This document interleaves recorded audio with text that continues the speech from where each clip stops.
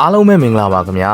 ဒီနေ့တော့ကျွန်တော်လေးငန်းပြားကြီးကောင်းကောင်းလေးတစ်မျိုးထပ်ရထားလို့ဂင်ချီလေးကိုအထုတ်လိုက်ကလေးထပ်သိမ့်မယ်နော်ပြီးခဲ့တဲ့တစ်ခေါက်ကဂင်ချီတိတ်တာလေးအိမ်မှာကုန်သွားပြီပေါ့နော်အခုဒီတစ်ခေါက်ကျတော့ကျွန်တော်ကပြီးခဲ့တဲ့တစ်ခေါက်ကလိုမျိုးအသင့်စားဖြတ်တောက်ပြီးတော့ကျွန်တော်ကမထဲ့တော့ဘဲနဲ့လေမုံညင်းတုပ်ကိုအထုတ်လိုက်ဂင်ချီထည့်ပါမယ်ခင်ဗျာဒီတစ်ခေါက်ဂင်ချီထဲဖို့အတွက်ကိုတော့မုံညင်းတုပ်နှစ်ထုပ်ကိုအသုံးပြုပါမယ်မုံလာဥခက်ကြီးကြီးနှလုံးပန်းသီးလေးရတစ်လုံးမုံလာဥအနီတစ်လုံးခက်ကြီးကြီးလေးကိုအသုံးပြုမယ်ပြီးရင်တော့ကြက်သွန်မိတ်တွေကိုလည်းအသုံးပြုမှာဖြစ်ပါတယ်ဂင်ချီရတာနဲ့နှက်ဖို့အတွက်တကြားစတီးစွန်မောက်မောက်နှစ်စွန်ငရုတ်သီးအစိမ့်မုတ်စတီးစွန်မောက်မောက်နှစ်စွန်ဂျင်းကြက်သွန်ပြူကြက်သွန်နီဥကြီးကြီးတစ်လုံးနဲ့အခုတစ်ခေါက်အသုံးပြုမဲ့ငံပြာရည်ကတော့နာဂါဆာကီတစ်စိမ့်ပရီမီယံ quality နဲ့ထုတ်လုပ်ထားတဲ့ငါးငံပြာရည်ကိုအသုံးပြုမှာဖြစ်ပါတယ်ဒီနာဂါဆာကီတစ်စိမ့်ငါးငံပြာရည်လေးကိုတနေ့ကကျွန်တော်ကပ်ပြီးတဲ့စူပါမားကတ်ဘက်ရောက်တော့ဝယ်လာခဲ့တာဖြစ်ပါတယ်ဒီငံပြာရည်လေးကလေသူ့ရဲ့အနံ့ရောအရသာရောအရန်ကိုကောင်းမွန်ပြည့်စုံပါတယ်ကျွန်တော်ဂင်ချီပြုတ်လုပ်မယ်ဆိုရင်လေငံပြာရည်တအားရွေးပါတယ်ငံပြာရည်ကောင်းမှသာလင်ဂင်ချီရဲ့အရသာနဲ့အနံ့ကအကောင်းကောင်းရတာဖြစ်ပါတယ်အခုဒီငံပြာရည်လေးနဲ့ဆိုရင်တော့လေကျွန်တော်လုပ်မဲ့ဂင်ချီလေးကရှယ်ပဲပေါ့ဗျာ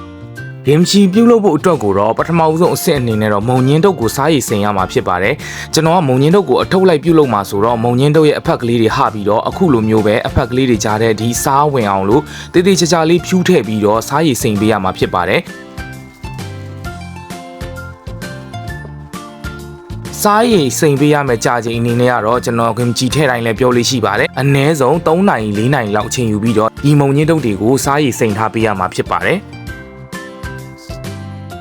အဓိကကတော့ဒီမုံညင်းတုပ်ကလေးတွေကျွတ်ဆက်နေတာလေးတွေကိုနည်းနည်းပျော့ပျော့ပြောင်းလေးဖြစ်သွားအောင်လို့နွမ်းသွားအောင်စားရည်စိန်ပေးရခြင်းဖြစ်ပါတယ်မုံညင်းတုပ်တွေစားရည်စိန်တာပြီးပြီဆိုရင်တော့ဂင်ချီထဲထည့်ဖို့အတွက်မုံလာဦးအဖြူကိုအခွန်တင်ပါမယ်ပြီးရင်တော့ကျွန်တော်ကအဝိုင်းလေးတွေလှီးပြီးတော့ပြီးရင်ထပ်ပြီးတော့အချောင်းကလေးတွေအနေထားကိုထပ်ပြီးတော့လှီးဖြတ်လိုက်ပါတယ်ဒါကတော့မိမိစိတ်ကြိုက်လှီးဖြတ်နိုင်ပါတယ်ခင်ဗျာအတုံးဆိုလဲအတုံးအချောင်းဆိုလဲအချောင်းမိမိစိတ်ကြိုက်ပုံစံလေးတွေလှီးဖြတ်ပြီးတော့ပြီးရင်တော့စားလေးနဲ့နယ်ပြီးတော့မုံလာဦးအဖြူတွေကဆက်တဲ့အရသာလေးတွေထွက်သွားအောင်လို့ခဏလောက်အချိန်ယူပြီးတော့နှက်ထားပေးလိုက်ပါမယ်နောက်ထပ်ဂင်ချီအနှစ်ထဲကိုထည့်ဖို့အတွက်ကိုလည်းမုံလာဦးအနီလေးတွေကိုအခုလိုမျိုးပါးပါးလေးတွေလှီးပြီးတော့အချောင်းသေးသေးလေးတွေဖြစ်အောင်လှီးထားပေးလိုက်ပါမယ်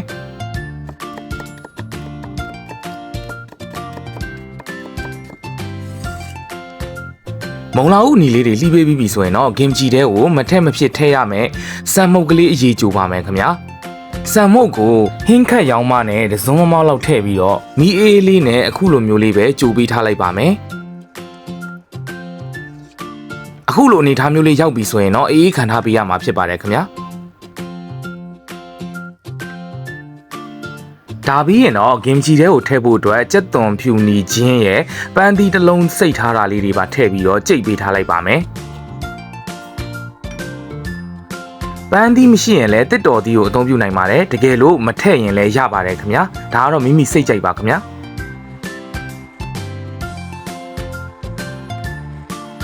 အခုလိုမျိုးပဲကြည်ညက်ပြီးတော့အနှစ်ကျတဲ့အထီကိုတေချာလေးကြိတ်ပေးထားပြီးရင်တော့ဂင်ချီအနှစ်ပြုတ်လုပ်တဲ့အခါမှာထည့်ပေးရမှာဖြစ်ပါတယ်ခင်ဗျာပါဝင်ပစ္စည်းတွေပြုလုပ်ပြင်ဆင်လို့ပြီးပြီဆိုရင်တော့ဂင်ချီအနှစ်စနယ်လို့ရပါပြီခင်ဗျာအချောင်းသေးသေးလေးတွေလှီးထားတဲ့မုံလာဦးနီထည့်ပါမယ်ကြက်သွန်မိတ်ကလေးတွေကိုလည်းအပိုင်းလေးတွေပိုင်းဖြတ်ထားတာထည့်လိုက်ပါမယ်ပြီးရင်တော့ဆန်မှုတ်ကြိုထားတဲ့အနှစ်ကိုထည့်ပါမယ်တကြားဟင်းစားစွန်းနဲ့နှစ်စွန်းမမောက်စာထည့်ပါမယ်မြုပ်သီးအစိမ့်မှုတ်ကိုလည်းဟင်းစားစွန်းနဲ့နှစ်စွန်းမမောက်ပဲအသုံးပြုထားပါတယ်ဒါပြီးရင်တော့ဂင်ချီမှာအဓိကအရေးကြီးပါဝင်ပစ္စည်းဖြစ်တဲ့ငါးငံပြာရည်ထည့်ပါမယ်ခင်ဗျာဒါကတော့နာဂါဆာကီဒီဇိုင်းငါးငံပြာရည်လေးပါခင်ဗျာကျွန်တော်ဟင်းစားရောင်းမနဲ့နှစ်စွန်းစာလောက်ကိုအသုံးပြုပေးထားပါတယ်တကယ်လို့ပြီးတော့မှမြည်ကြည့်ပြီးလို့လိုအပ်လို့ရှိရင်လည်းထပ်မံပြီးတော့ထည့်လို့ရပါတယ်ခင်ဗျာ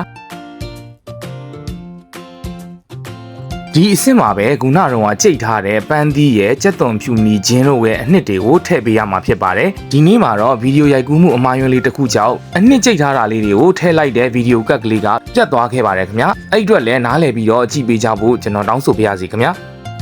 အနှစ်တွေကိုဇွန်းနဲ့နေတာအားမရလို့လက်အိတ်စွပ်ပြီးတော့ထပ်ပြီးတော့နေပါမယ်ခင်ဗျာတေချာလေးတမသွားအောင်နေပြီးပြီဆိုရင်တော့စားနေထားတဲ့မုံလာဦးအဖြူတွေကိုရေးသေးချစင်အောင်ညှစ်ပြီးတော့ဒီနေရာမှာထည့်ပေးလိုက်ပါမယ်ခင်ဗျာပြီးရင်တော့မုံလာဦးအဖြူလေးတွေကိုနေထားတဲ့ဂင်ချီအနှစ်နဲ့တမသွားအောင်လို့ထပ်ပြီးတော့နေပေးလိုက်ပါမယ်တေးသေးချာလေးနေပေးပြီးဆိုရင်တော့ စားရည်စိမ်ပြီးတော့ရေးသေးချဆင်အောင်ညှစ်ထုတ်ထားတဲ့မုံညင်းတုပ်ကလေးတွေရဲ့အလက်တွေကြားထဲကိုနယ်ထားတဲ့ဂင်ဂျီအနှစ်တွေကိုလိုက်ပြီးတော့တုပ်လိမ်ပေးပြီးတော့တေချာလေးထည့်ပေးလိုက်ပါမယ်မုံညင်းတုပ်လေးတွေရဲ့အလက်ကလေးတွေရဲ့ကြားထဲကိုတစ်ဖက်ချင်းလှန်ပြီးတော့တေးသေးချာချာလေးနှံ့ဆက်အောင်လို့လိုက်ထည့်ပေးရမှာဖြစ်ပါတယ်အခုမြင်တွေ့ရတဲ့အတိုင်းပဲမုံညင်းတုပ်ကလေးတွေရဲ့အဖက်ကလေးတွေကြားထဲကိုခုနကတော့နယ်ထားတဲ့ဂင်ဂျီအနှစ်တွေတေးသေးချာချာနှံ့ဆက်အောင်တိတ်ထည့်ပေးပြီးပြီဆိုရင်တော့ဂင်ဂျီပြုတ်လောက်တာရသွားပါပြီခင်ဗျာ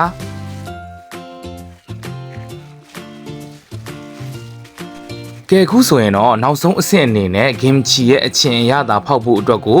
လေးလုံးနဲ့ဘူးတန်တန်လေးထဲမှာထည့်ပြီးတော့ပြင်ပအပူချိန်မှာ3ရက်ထားပေးရမှာဖြစ်ပါတယ်ပြင်ပအပူချိန်မှာ3ရက်ထားမှသာလျှင်ဂင်ဂျီရဲ့အချင်အရသာထွက်ရှိလာမှာဖြစ်ပါတယ်အခုအနေထားမှာတော့စားသုံးမယ်ဆိုရင်ချွချိုငငန်အရသာကိုပဲရရှိမှာဖြစ်ပါတယ်3ရက်ပြင်ပအပူချိန်မှာထားပြီးမှသာလျှင်ဂင်ဂျီရဲ့အချင်အရသာလေးကထွက်လာမှာဖြစ်ပါတယ်ခင်ဗျာ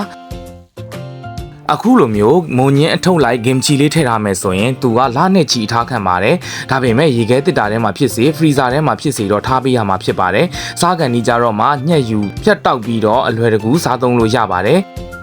အခုလိုဂင်ဂျီလေးထည့်ထားမယ်ဆိုရင်လေအိမ်မှာအလွယ်တကူဟင်းမရှိရင်လည်းခောက်ဆွဲလေးပြုတ်ပြီးတော့ဂင်ဂျီလေးနဲ့ပဲစားဒီဂင်ဂျီကိုဝက်3တက်သားလေးပပလေးလှီးပြီးတော့ကြော်စားရင်လည်းအရန်စားလို့ကောင်းပါတယ်ကျွန်တော်တို့အိမ်မှာတော့ဂင်ဂျီထည့်ထားမယ်ဆိုရင်လားနဲ့ချီပြီးမခံပါဘူးခဏလေးနဲ့ကုန်သွားလို့ပါကျွန်တော်တို့မိသားစုကဂင်ဂျီဆိုရင်အရန်ကြိုက်ကြပါတယ်အမြဲလို့လဲစားသုံးလေးရှိပါတယ်ခင်ဗျာထည့်ထားဆိုရင်တော့လေလုံးနဲ့ပလတ်စတစ်ဘူးတန်တန်ထဲကိုဒီခုလိုမျိုးလေးသေးသေးချာချာထည့်ပေးပြီးရင်တော့ပြင်ပပူချိန်မှာ3ရက်ထားလိုက်ရင်ဂင်ဂျီရရှိမှာပဲဖြစ်ပါတယ်ခင်ဗျာအခုကျွန်တော်ပြုလုပ်ပြပေးသွားတဲ့နီလန်လေးအတိုင်းလဲအိမ်မှာဂင်ဂျီအလွယ်တကူထည့်ထားလို့ရပါတယ်ချစ်ငယ်ချင်းတို့လည်းလိုက်လုပ်ကြည့်ကြနော်အရန်စားလို့ကောင်းတဲ့ဂင်ဂျီလေးကိုရမှာဖြစ်ပါတယ်ခင်ဗျာဗီဒီယိုလေးလည်းရှည်သွားပြီဆိုတော့ကျွန်တော်ရဲ့ဗီဒီယိုလေးကိုဒီနေရာမှာပဲအဆုံးသတ်လိုက်ပါရစေအားလုံးပဲနေကောင်းချမ်းပါပြီးတော့လူရဆန္ဒတွေတလုံးတော့ရတဲ့ပြည့်ကြပါစေလို့ကျွန်တော်စုမုံကောင်းတောင်းပေးလျက်ပါခင်ဗျာ